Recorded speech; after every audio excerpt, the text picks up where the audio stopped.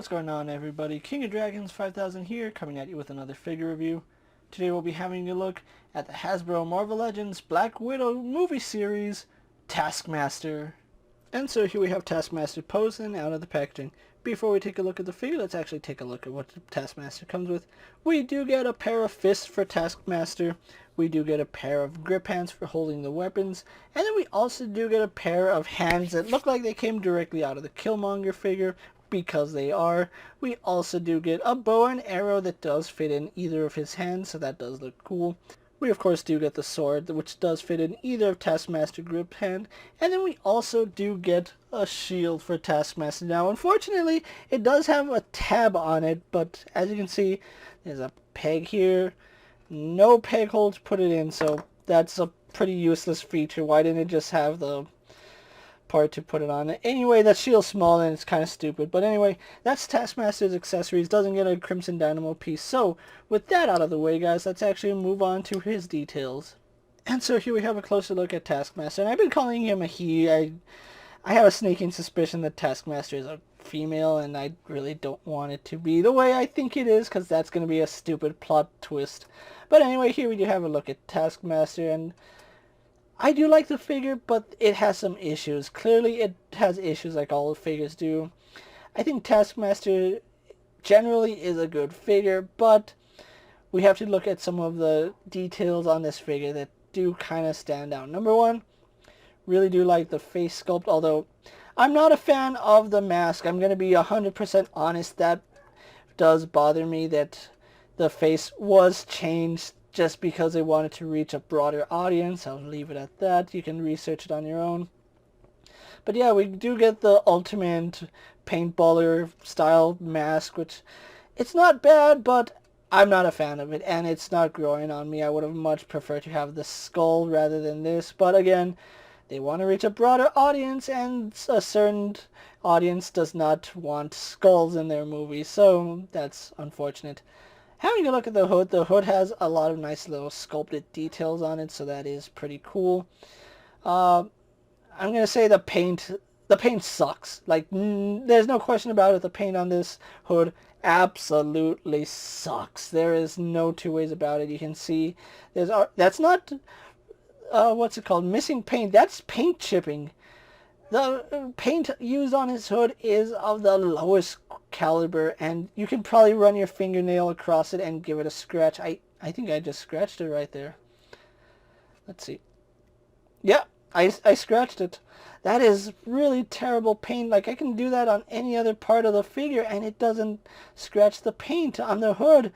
It doesn't adhere to it that well, and you can already see on mine, just from turning the head, I've scraped paint off on the bottom, and that is terrible. I don't know why Hasbro cheaped out on the paint, because it does make up for a poor looking figure. The little scarf looks good. It's not a cape, but it's a scarf. I kind of wonder about it, because it looks like it might be a cape. It should be a cape, but I don't know. We do have like a little backpack. I don't know what's supposed to go in here. I know Taskmaster is supposed to copy the abilities that he sees, but I don't know how this movie Taskmaster is going to do it. If it's going to be a superhuman thing, or if it's just going to be like mimicry. Superpowers or not, I don't know. Really do like the metallic blue that they went with for the paint. It does look really nice, especially along the orange that they did. We do have some more orange right here. Some silver and metallic blue all throughout the stomach, so that looks pretty cool. Unfortunately, I think that they could have done a lot more with the paint. Like, I do think this should be that same metallic blue. It's just molded in dark blue, and it has hints of metallic blue here and there, as well as some orange. As you can see, we have some orange here. The gauntlets would benefit if it had some metallic blue highlights rather than just a silver. Again, it feels like a nice figure, but they could have done so much more with it. We get some nice metallic blues and silvers here, but then we get that same generic dark blue plastic, so that's a little bit unfortunate. We have silver and metallic blue here on the thigh guards, but again, there's a lot of detail that gets lost because it's all just sculpted in one color. Like, all this texturing from a distance, you really wouldn't be able to make it out. Like, if it's still standing on your shelf, that looks completely smooth. My camera, of course, does bring out some of the detail in it, but yeah. And then looking at the knee pad, why isn't the knee pad metallic blue as well? I feel like this figure was completely phoned in on the paint department. Detail is phenomenal, but you can't really see the detail from a distance. You mainly just get dark blue, and that's not really an exciting figure, unfortunately. My last point of contention on this figure, shoulders. The way they designed these shoulders is terrible. You can already see on mine there are some scuff marks forming on the shoulders because every time you lift Taskmaster's shoulders up, they do run into the joint right here. So in order to get around that, you do have to kind of push the arm down and then move the arm, but you can't really push it past this point because then you'll start eating into the plastic, and that doesn't really look good.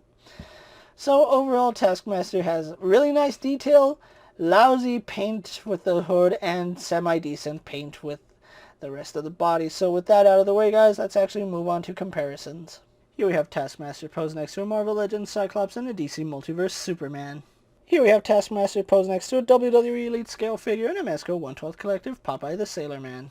Here we have Taskmaster posed next to a Lightning Collection White Ranger and a Star Wars Black Series Mandalorian. And finally, here we have Taskmaster posed next to the movie Black Widow and the comic version of Taskmaster.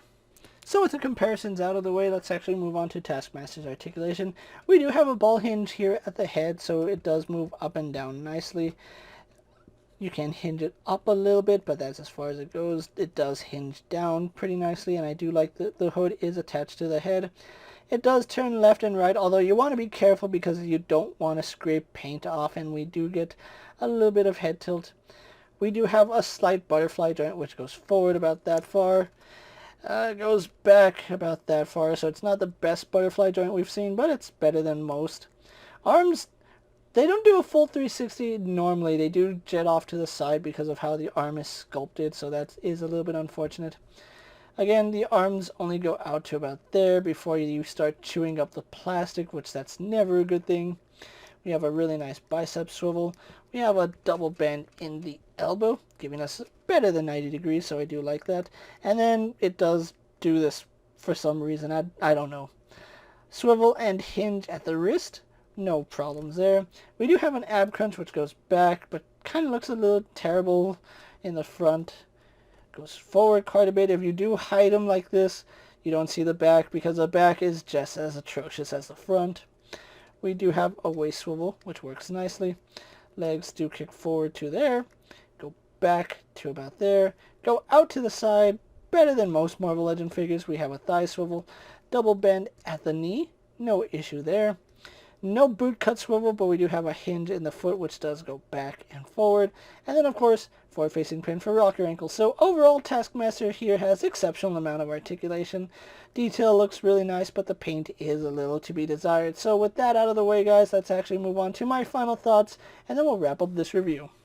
So here we have Taskmaster posed for my final thoughts, and overall, I don't know how to feel about this figure. I was really excited when I first pre-ordered it, then upset when Amazon canceled it. So now I'm in a place where I'm kind of regretting picking this figure up. Don't get me wrong, the detail on it is really nice, but I do feel like the paint could have been much better, especially because a lot of it just looks like dark blue plastic, and I don't know, I think there are more places that should have had that metallic blue coloring because it looks really nice. Now, unfortunately, Hasbro didn't do that. I'm going to have to look at stills from the movie to see if he has more metallic armor than he's showing, or if Hasbro really did phone it in, because it honestly feels like a phoned in job. Now, the accessories are kind of decent. I think the best one is a sword. The bow and arrow doesn't really work all too well unless you have him posed in a static bow and arrow pose, and that shield isn't protecting him for anything. I really do wish that shield was bigger and they use straps rather than that clip system, because you can't peg it anywhere. That's something I don't understand. Why does it have that Captain America clip system if you can't peg it in?